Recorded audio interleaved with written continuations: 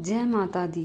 प्रिय श्रोतागण, नवरात्रि के इस पावन अवसर पर हम आपको सुनाने जा रहे हैं माँ कुष्मांडा की महिमा और उनकी पूजन विधि। माँ कुष्मांडा नवदुर्गा का चौथा स्वरूप है। सृष्टि की उत्पत्ति इन्हीं की मुस्कान से मानी जाती है।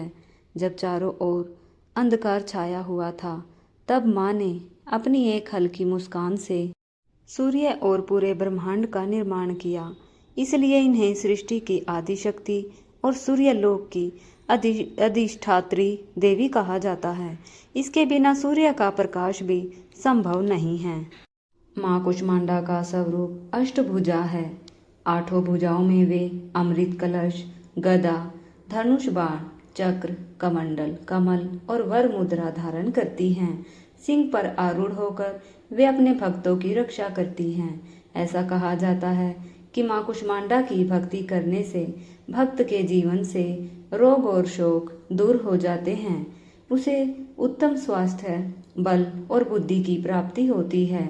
इसके स्मरण मात्र से मनुष्य के घर आंगन में शांति, सुख और समृद्धि का वास होता है। अब बात करते हैं माँ कुष्मांडा की पूजा विधि।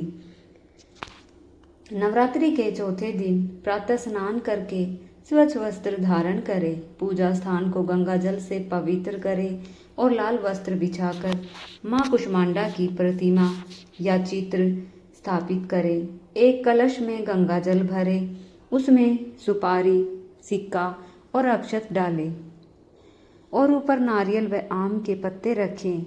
इसे माता का प्रतीक मानकर पूजन करें। माता के सामने दीपक जलाएं, अगरबत्ती और धूप अर्पित करें तथा लाल फूल और चुनरी चढ़ाएं। भोग के लिए माँ कुष्मांडा को मालपुए, हलवा और दूध से बनी मिठाइयाँ अर्पित करना अत्यंत शुभ माना जाता है।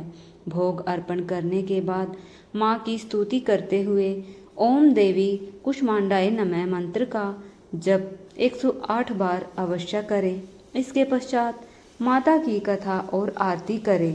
पूजन के समय यह ध्यान रखें कि माँ कुष्मांडा की कृपा से साधक के जीवन में प्रकाश आता है और अंधकार दूर हो जाता है। माता की भक्ति से आत्मबल बढ़ता है, असंभव कार्य संभव हो जाते हैं और जीवन में सुख समृद्धि का वास होता है। हिमालय की तराई में एक समय कौशल नगर नाम का राज्य था। वहाँ राजा सुदर्शन और रानी सुमित्रा राज्य करते थे। राज्य में सुख समृद्धि तो थी, लेकिन संतान सुख उनसे दूर था। रानी सुमित्रा दिन रात देवी मंदिर में जाकर यही प्रार्थना करती कि उन्हें संतान की प्राप्ति हो। एक दिन नगर में आए गाल्व ऋषि ने रानी को माता कुष्मांडा का व्रत करने की सलाह दी। उन्होंने कहा, हे रानी, यदि तुम अश्विनी मास के शुक्ल पक्ष की चतुर्थी से माता कुष्मांडा का विधिवत व्रत करोगी तो निश्चय ही तुम्हें संतान सुख मिलेगा। रानी ने पूरी निष्ठा और श्रद्धा से व्रत करना शुरू किया। वे प्रतिदिन माता की मूर्ति के सामने दीप प्रज्वलित करती, भजन गाती और ओम कुष्मांडाय नमः का जाप करती। कई दिनों तक तपस्या और उपवास करने के बाद एक रात रानी को स्वप्न में माता का साक्षात्कार हुआ। माता कुष्मांडा ने अपनी मोहक मुस्कान के साथ आशीर्वाद दिया, पुत्री, तुम्हारी गोद जल्द ही भर जाएगी और तुम्हारा पुत्र प्रजा के लिए कल्याणकारी होगा।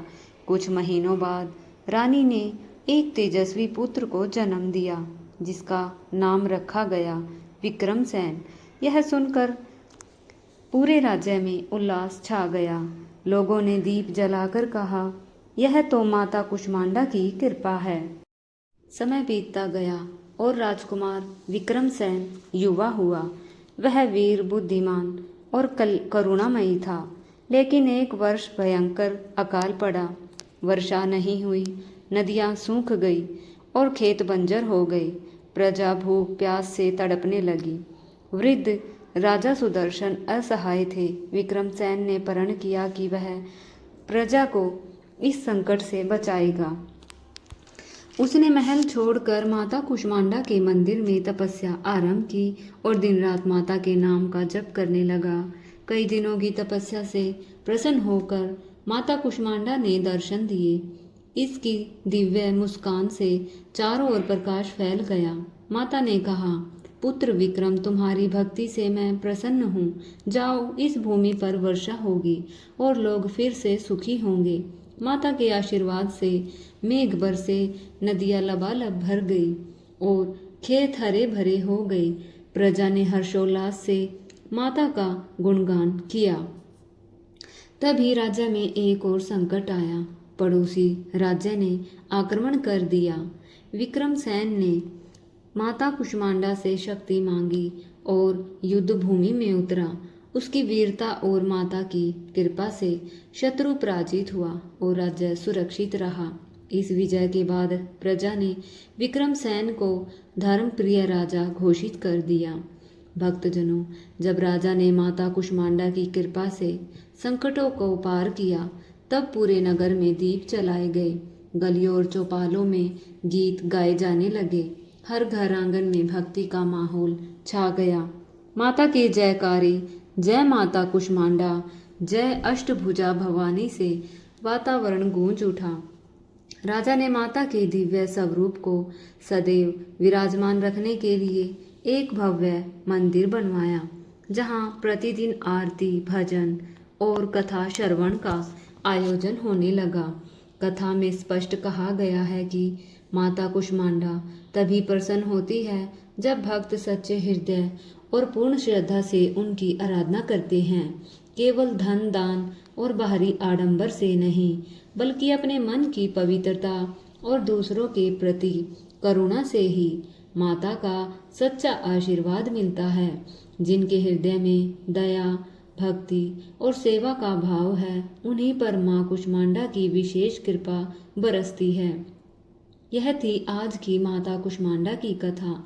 भक्तजनों, आशा है कि आप सभी ने माता के अनमोल उपदेश और उनकी महिमा को समझा और अपने जीवन में उनके आशीर्वाद का अनुभव किया।